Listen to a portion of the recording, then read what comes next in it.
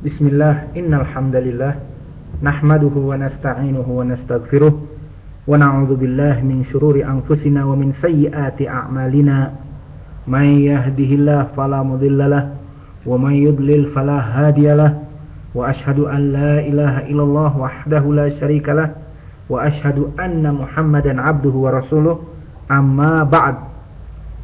Hari ini Sabtu 16 Safar bertepatan dengan 29 Desember 2012. Kita memulai kajian bahasa Arab dengan pelajaran penjelasan matan Al-Ajrumiyah, yang mana penjelasan di sini diambil dari syarah yang ditulis oleh pembicara Al-Fawaqih Asy-Syahiyah fi syarhi matan Al-Ajrumiyah. Berkata al-musannif al-muallif Abu Abdullah Muhammad ibn Muhammad Ibnu Dawud As-Sanhaji, yang ma'ruf dengan Ibnu Ajrum rahimahullah. Di dalam matanya, al-kalam huwa al-lafz al-murakkab al-mufid bil wad'i. Maka makna dari matan tersebut bahwa al-kalam ataupun jumlah al-mufidah ataupun bahasa Indonesianya kata majmuk yang bermakna itu ada 4 perkara. Pertama harus al-lafz, dan yang kedua harus al-murakkab, dan yang ketiga harus al-mufid, dan yang keempat harus al-wad'i. Maka kita katakan di dalam syarahnya, istilah yang disebutkan al-kalam di sini menjadi 4 perkara adalah istilah bagi kelompok an-nahwiyin, kelompok ahli tata bahasa ataupun ahli grammar, bukan dari kelompok ahli bahasa. Karena alif lam yang masuk kepada al-kalam dinamakan alif lam al-ahad lidzihni, kembali kepada orang-orang ahli nahwi saja. Maka al-kalam definisinya menjadi 4 perkara di sini, khusus bagi kelompok nahwiyin, ahlu tata bahasa. Yang harus disyaratkan di sini 4 perkara. Adapun bagi kaum ahli lughah, ahlu bahasa saja, maka bagi mereka al-kalam adalah likulli ma yahsulul faidah sawa'un kana ar-rasm aw al-isyarah aw al-kitabah. Maka semua yang memberikan manfaat makna, baik tulisan, baik gambar, baik isyarah dengan tangan ataupun kepala ataupun body language, yakni bahasa tubuh, ataupun dengan suara-suara alat musik dan sebagainya, maka ini bagi mereka ahlu lughah jika memberikan makna dinamakanlah kalam. Maka kita mengetahui dari sini bahwa al-kalam yang disebutkan dengan 4 syarat tadi inda ahli an-nahwi saja, tapi bagi kaum ahli lughah berbeda. Kemudian kita masuk kepada syarat yang pertama, labud al-lafz. Maka harus syarat yang pertama itu kalam dinamakan kalam tersusun dari al-lafz. Dan definisi dari lafz adalah as-saut al-munqati' min al-fam, ini suara yang keluar dari mulut, al-mustamil ala ba'dil huruf al-hijaiyah, yang keluar dari mulut tersusun dari huruf-huruf hijaiyah, mulai dari alif sampai dengan ya. Dan al-lafz di sini bagi orang nahwi terbagi menjadi 2. Al-lafz al-haqiqi, yang maknanya di sini memberikan makna langsung, seperti qalamun, Muhammadun, sayyarah dan sebagainya. Maka qalam dinamakan lafaz karena tersusun dari qaf, lam dan mim dan keluar dari mulut. Dan Muhammad nama seorang laki-laki, dan sayyarah bernama mobil, untuk nama kendaraan yang berjalan dengan gas ataupun dengan bensin, solar dan sebagainya. Maka ini dinamakan al-lafz. 3 misal tadi. Yang al-haqiqi, yang mempunyai makna langsung. Dan di sana juga lafaz terbagi menjadi at-taqdiri, ditakdirkan maknanya. Seperti apa? Seperti ad-dhamair, seperti huwa, hiya, huma, hum, ana, nahnu, anta, antuma, antum, anti, antuma, antunna. Maka mereka nama-nama ini mempunyai makna, tetapi maknanya takdiri, ditakdirkan. Seperti contohnya huwa, untuk laki-laki yang gaib, satu orang. Tapi kalau hiya untuk perempuan yang gaib satu orang.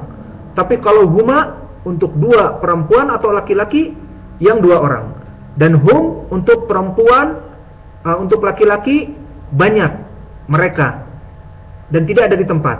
Dan hunna untuk perempuan yang jamak plural dan tidak ada di tempat. Seperti itu.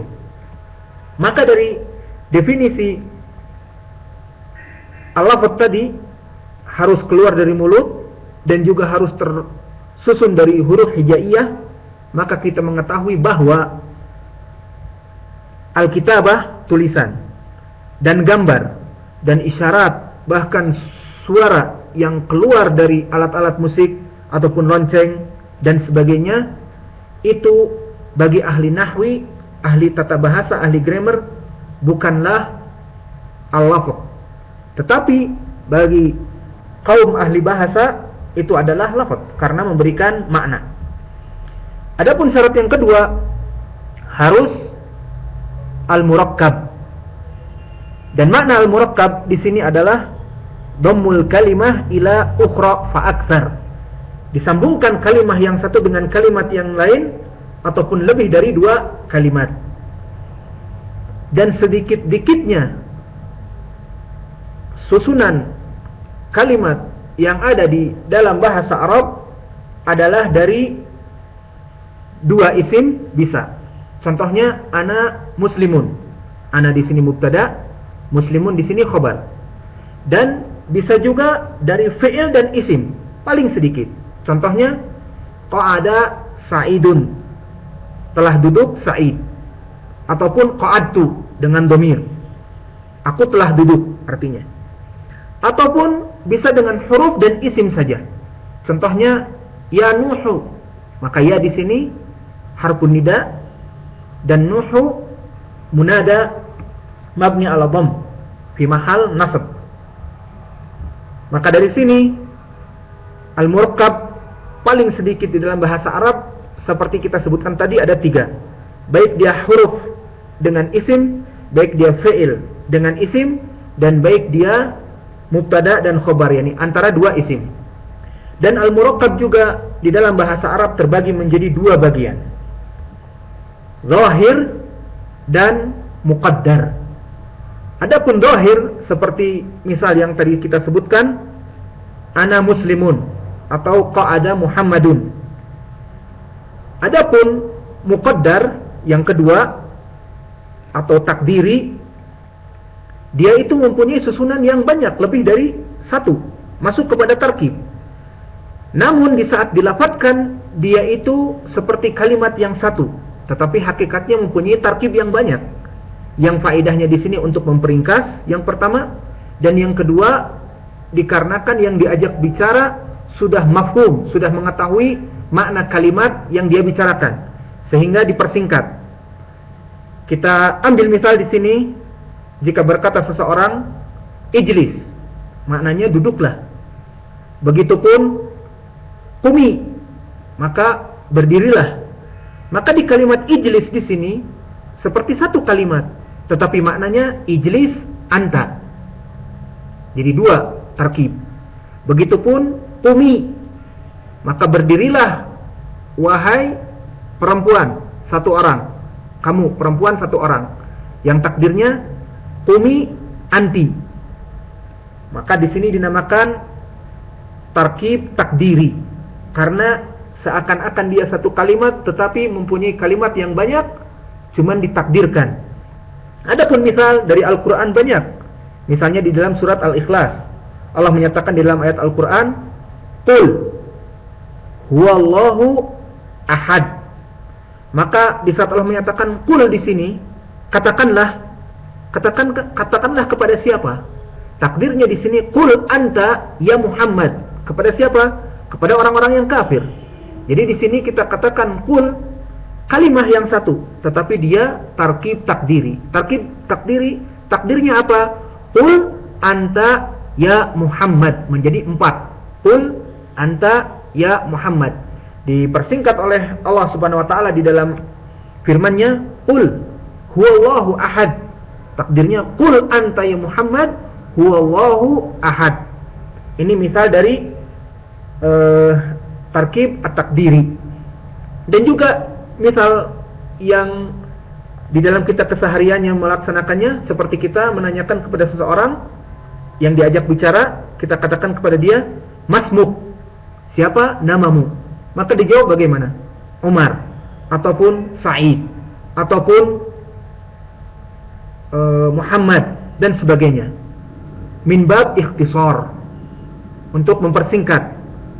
Kenapa dipersingkat? Karena yang diajak bicara sudah ma'ruf, sudah tahu maknanya. Sehingga takdirnya apa di sini kalau ingin diperinci secara detail? Maknanya ismi Umar ataupun ismi Muhammad. Jadi pas ditanya masmuk ismi Muhammad, ini panjang, tapi dipersingkat masmuk Muhammad. Dan ini yang dimaksud dengan tarkib takdiri. Dan kita kasih contoh juga di dalam ayat yang lain.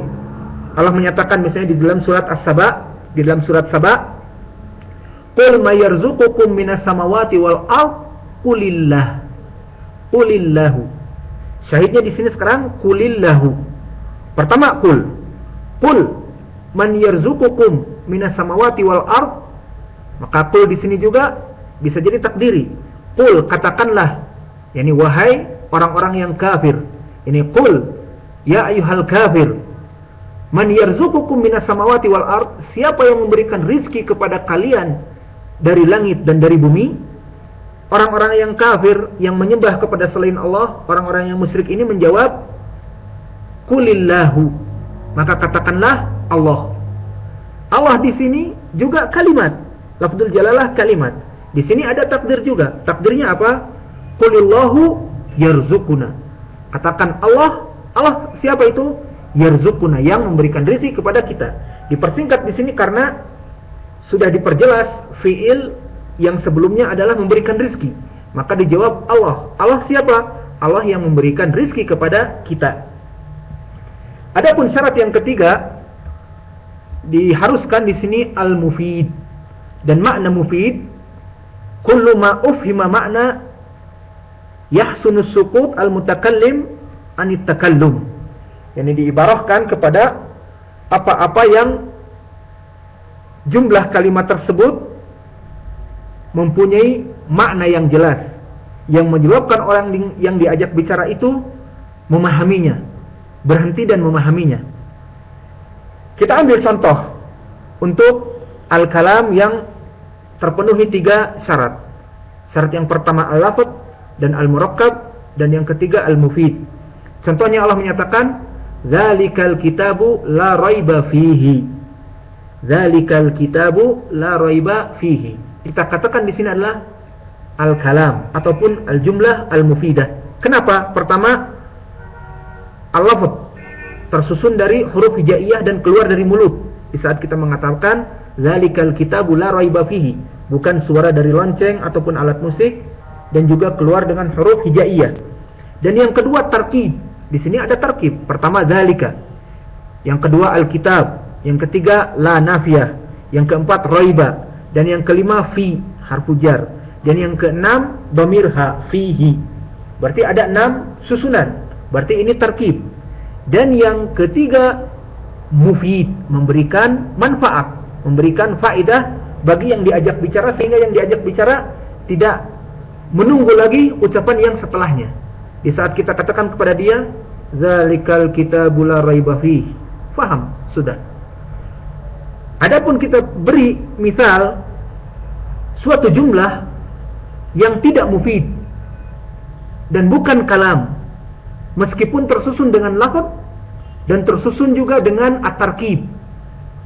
Seperti contohnya jumlah yang tidak memberikan faedah dinamakan at-tarkib al-isnadi, bukan jumlah al-mufidah, tapi at-tarkib al-isnadi.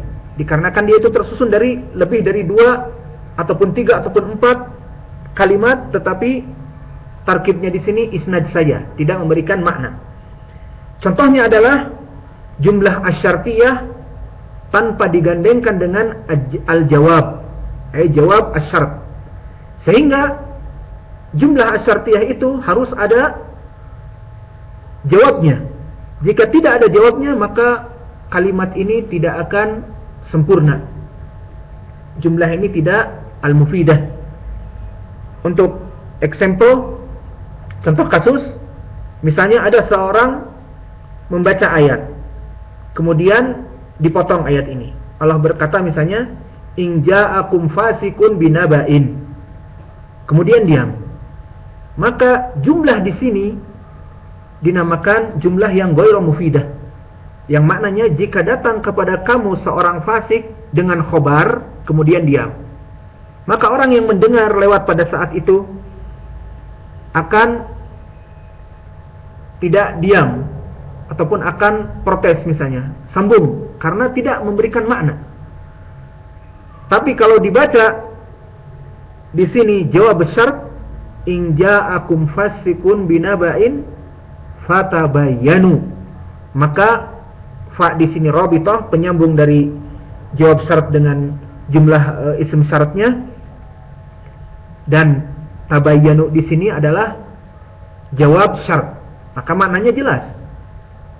Jika datang kepada kalian seorang yang fasik memberikan khabar, maka tabayyunlah, mencarilah khabar tersebut yang benar, ataupun periksalah khabar tersebut. Jangan kamu menghukumi langsung dari ucapan orang fasik yang pendosa ataupun pendusta dan sebagainya.